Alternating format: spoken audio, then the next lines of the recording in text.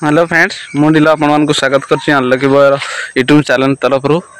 तो मु आज आसी फाइनाली देखिपारे ये जो गछटी देखा जाउछि काजू तो काजू पारी आसी तो देखा काजू केते कम पाची तो काजू पारिबा आउ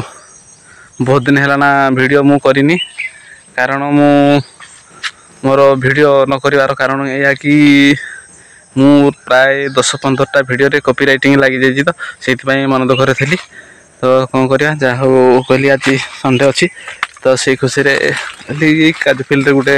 ब्लॉग स्टार्ट करिया तो से सका सका काजू फील्ड पलि आसी कारण आउटे पर तो जानते ये खरा दिन प्रबल खरा पाखापाखि 45-46 डिग्री खरा हो जाऊँगी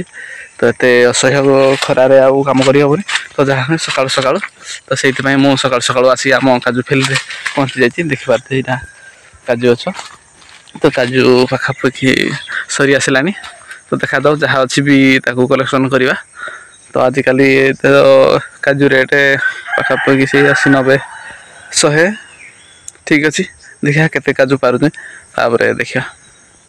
तो पाखापाखि मोर एति काजू हो गला देखिपारे तो ये गछटा पारी देखा जाओ ये गछर केते हो खाली नाली मंजी देखिपारे कलेक्शन करिया धीरे धीरे मु काजू पारिया गोटे लाठी साहाଯ୍य नहीं थी कि ना देखिपारे ये काजू कथार मन पड़ा छुआ दिने आम गोटे माने 2005-6 मसीहा कथा तो यहाँ काजू देखिपारे तो आमर से काजू गछ भी आमर नाला तो आम गोटे माने मन एमती गोटे पशि जाता ना काजू खाई जावा तो देखिपारे यहाँ जो बढ़िया पूरा हलदिया चकचक देखा जाऊँगी तो यहाँ आम खाईकिना देखा केमती लगुच तो खरा दिने काजू तुली जाइए जी ता भर रसटा जदि पानी ना तो से रस खाईकिना भी आराम से रही पारे किसी असुविधा नहीं तो तार आम टे खाईकिना ट्राए कर देखा तो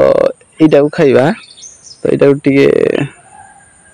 तो पानी फाणी ना धुआ दी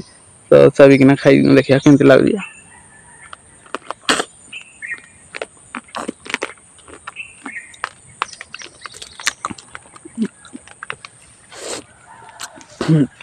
पूरा जमती गोटे जूस टे भाया लगुच तार रसटा मीठा मीठा लगुच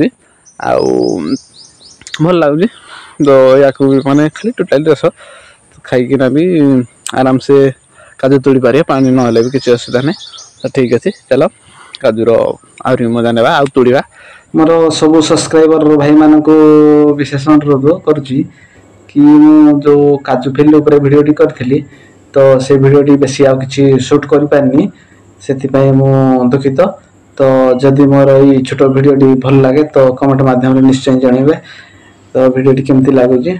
तो जमीक मत कमेंट कले मु जानीपारी मो भिडियो कौटू को जाए देखुं आउे मत आगामी नुआ नुआ भिडियो करने किसी प्रोत्साहन मिल तो आदि भिडियोटी भल लगे तो ताहले चैनल को सब्सक्राइब करेंगे तो रही समस्त को बाय बाय पुणी देखा आगामी ब्लॉग रे से पर्यंत विदाय दिंतु जय जगन्नाथ।